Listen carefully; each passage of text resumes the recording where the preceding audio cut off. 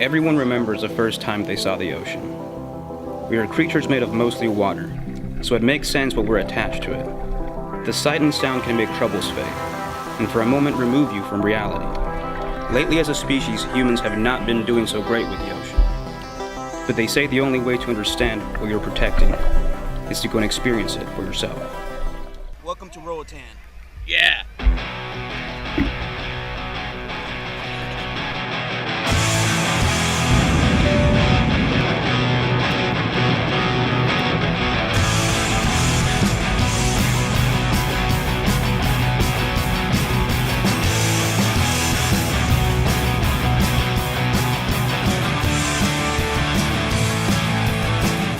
Roatan is an island 40 miles off the northeast coast of mainland Honduras. It's known for its superb scuba diving on pristine reef right offshore. This is my fourth time scuba diving here in Roatan, and I've been diving with Bananarama Dive Resort in West Bay for about 3 years now. I've got my open water and advanced PADI certifications, and on this last trip I did my enriched air specialty. The dive sites in Roatan feature killer visibility and diverse wildlife. When diving in Roatan, I have no idea what I'll see. While most people land and hit the bar, Clay and I decided to see if we can get a dive in on our first day. Luck was on our side, and we were able to get a 60-foot dive in.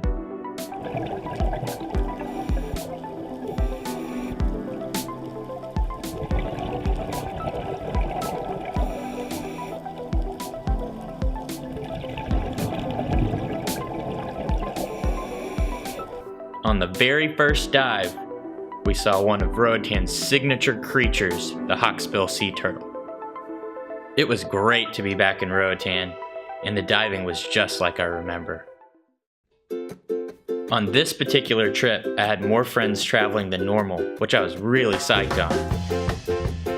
I was a bit anxious on the lookout for my buddies, Eleazar and Daniel. They were supposed to arrive later that afternoon. Once the guys got in, I convinced them to check out the reef, which was just a few feet offshore. This was a great opportunity to test out their new gear and prepare for their open water certification training the next morning.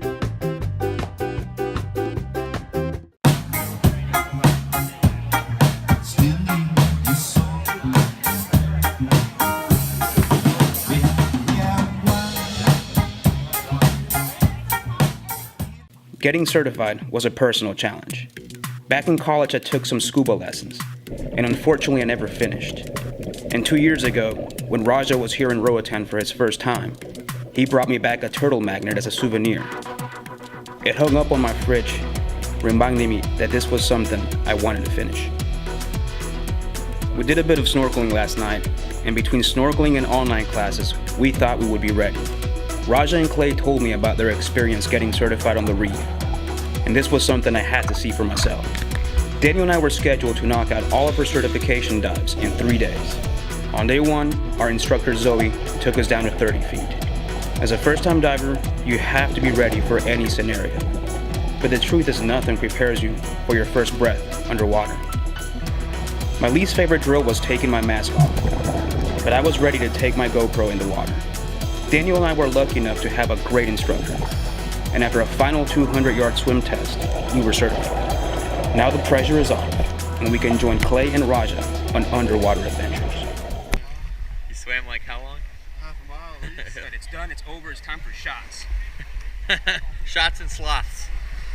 Shots and sloths. Now that the guys are finally certified, the pressure's off, and we can go diving. On our first 2-tank dive that morning, it was Clay, Daniel, Eleazar, and myself, accompanied by our dive guide, Zoe. Like I said, you never know what you'll see diving, and all of us were about to see one of my favorite sights underwater.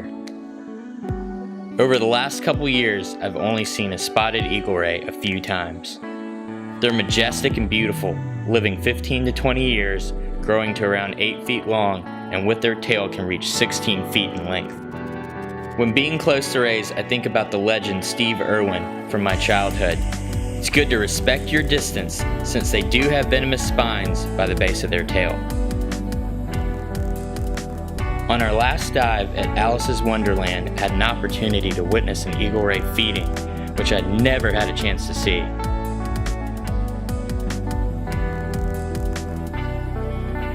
The eagle ray seemed to be paying us no attention, so I continued to follow it around, observing the ray in its natural habitat. At one point, I got close enough to see the surprisingly goofy face and gills from a unique angle.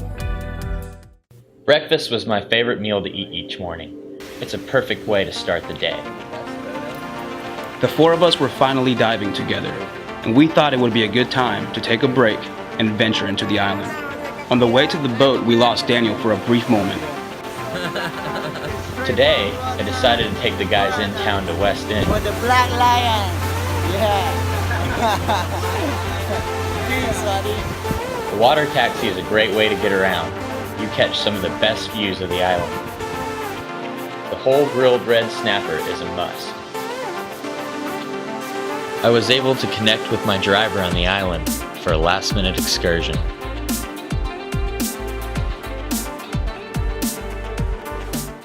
Dropping into the water on my first drift dive, I thought I would have some kind of control, but it was like being shot out of a cannon. It was definitely one of the strongest currents I've ever felt at Pablo's, and I was worried you were going to suck down all your air. I'd find myself drifting too far.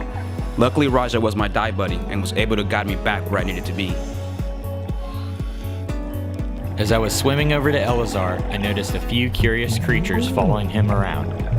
I was starting to get the hang of it, and off to the side I saw my first giant green moray eel. I noticed the eel and snapper working together to find something to eat. I definitely was not going to let the current keep me from photographing wildlife.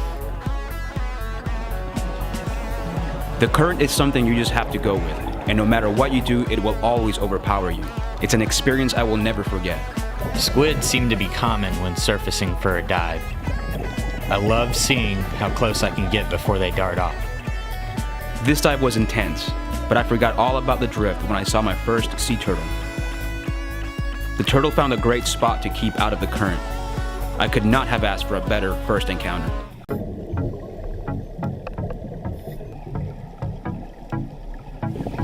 It was a quick drop to the bottom. Not long after getting there, Zoe and Raja were slapping their foreheads with their hands, signaling for a shark. Raja immediately took off after it, and we got a chance to get close and personal. I began following the shark as it glided through the reef. I followed the nurse shark into a small coral outcropping. Next thing I know, Zoe is signaling for me to go in for a close-up.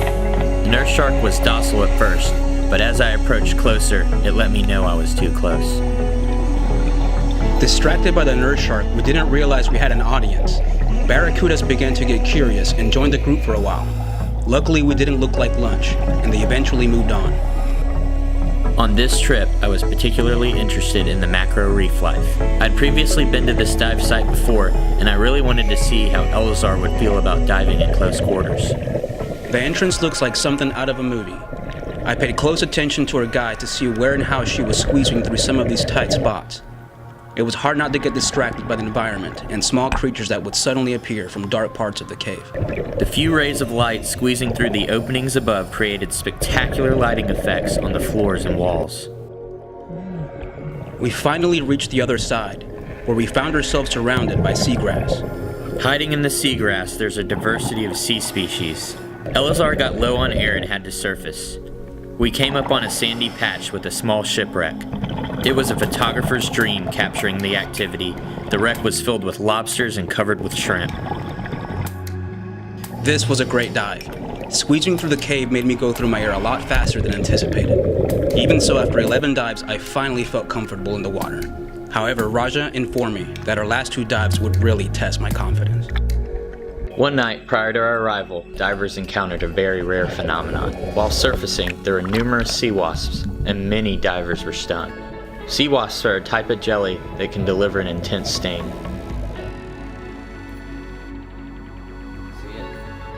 So it's like a tiny little dome, and it has four stingers. Little did I know they were attracted to the light, and I'd left my camera and light on. I was not helping my chances of persuading Eleazar to go night diving, but he had no idea what he was in for. After my night dive specialty course, I felt like I was up for the challenge. Raja failed to mention that most people do not do this on their first week of diving. Diving at night in Roatán is my favorite type of diving. The experience is quite different than during the day. The colors are vibrant and true. The night brings out creatures you would not commonly see during the daytime. The species of fish seen during the day are nowhere to be found, and we saw more lobsters, lionfish, and giant crab. Adding to our paranoia of diving at night, bloodworms were attracted to our light, making visibility low. The only way to get rid of them was to cut out all light and swim in the dark. They normally do not bite, but you may want to cover your ears and wear a hood. Between the soft coral, shrimp, and other creatures, there was a bloodworm buffet. Squid were much more curious at night, and they were very attracted to our light. They were allowing us to get close to them and seemed just as curious as we were. It was fun chasing them and seeing how alien these creatures really were. We were lucky enough that on this dive, the Kraken came to us.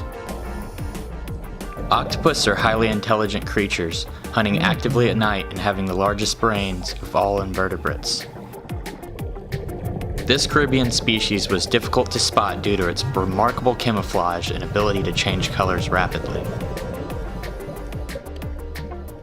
Getting this close to an octopus in the wild at night was possibly one of my favorite moments on this trip. Something about being in the dark under 60 feet of water will make anyone's heart race. As our eyes adjusted, we could see bioluminescence all around us, making the entire reef glow. I could see a silhouette of Raja kicking his fins and bioluminescence emitting from his body. This was my only means of navigation in the dark. After swimming for a few minutes, I saw an event that only occurs in the Caribbean: the string of pearls. Raja told me about this phenomenon: whitish blue flashing strings that lit up the ocean like stars in space. The more I looked into the depths of the ocean, I soon realized I was surrounded by glowing lights. We kicked off the sandy bottom and swam for 20 minutes with no lights. It was great to share such a rare dive with a friend. Once you overcome the darkness, you realize how delicate this environment is. Not everything in the dark is out to get you, and we fear what we do not understand. At some point, we have to realize that we all share this planet, and humans are destroying an environment that is defenseless. Sometime shortly after returning from this trip, we saw videos and reports of trash floating near in and around Roatán. This was unreal to me because we were just diving there in such pristine water. The trash appears to have originated from a river system in Guatemala's Montagua River. This makes you realize the impact of local rivers on our ocean. Currently, plastics and clothing fibers make up for a fair amount of trash that is seen. This plastic breaks down by the constant battering by the ocean and turns into a soup called plastic soup. This is then consumed by the wildlife, which ends up at our dinner table one way or another. This carelessness is costing us, but there are others that believe we can make a difference. I'm one of those people because I've seen numerous organizations make an impact and countries go plastic free. On this trip, I got a first-hand look at life under the sea. The experience made me realize how connected we are. Everything we do on land has an impact on the ocean, something that in today's world we can control. Our last dive was on for the morning, and it would truly test all of my training. We saved the best dive for last. Raja and the captain said we could see up to 25 sharks on the dive site. We had a short orientation on the dive profile and what not to do around sharks. Although this dive usually has 6 or more people, Raja was able to convince the captain to take 2 people. Before I knew it, I was on a boat with Raja, heading to do my first shark dive. Sharks have had a bad rap because of films and stories. The more I learned about sharks, the more I realized that they are not the sea monsters people think. They are smarter than people make them out to be. Unfortunately, they do not have the best eyesight in murky water, and they can mistake splashing as easy prey. This species of reef shark is responsible for keeping the oceans clean and free of debris and dead animals and maintaining a healthy ecosystem. For the moment, Eleazar is just thinking about the movie Jaws. This is my second time at this dive site and thought this would be a perfect way to end this trip. The second we started to descend, I could see the most sharks I've ever seen. We had to descend to 70 feet and keep enough air in our tank to come back up. We sat knees down in front of a coral wall, and through the deep blue, one by one, all of the sharks approached us. During the shark dive, one of the guides was feeding the sharks, making for a good show. After a few moments of getting comfortable, the dive guide threw a bucket full of fish heads, and we got to see a feeding frenzy. The guides feed the sharks twice a day. After clearing all the fish heads in the buckets, the sharks lose interest. The guide gave us the signal to swim with the sharks, and we began swimming alongside them. They have perfect awareness and would swim within a few inches of making contact. This was truly amazing. The fear faded, and we got to experience swimming with sharks. I almost didn't want it to be over so fast. I feel a new respect for sharks and what their role is in our planet.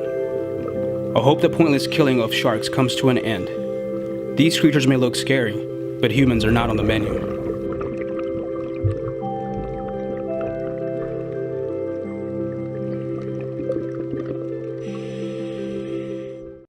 Everyone does not have access to recycling, but those of us who do should definitely recycle and avoid purchasing or using single-use plastics whenever possible. I've been recycling for many years and feel fortunate this is possible in my area. I've tried to add a few things to my list every so often, and straws are what I tackled next. I no longer use single-use straws at home. Seattle is the first U.S. city to ban plastic straws and utensils, and hopefully something like this can be done in my hometown of Charlotte, North Carolina. I have, however, seen some really cool companies that are composting and even t-shirts made of recycled water and soda bottles. Most people don't recognize microfibers as one of the top pollutants of the ocean. They contaminate the water table, are consumed by fish, and then consumed by us once again. We are more connected than ever before. With advanced technology and collaboration, we can slow and maybe even reverse the damage. Let's band together and make small changes at home and in our communities, which all have an impact on local and coastal waterways.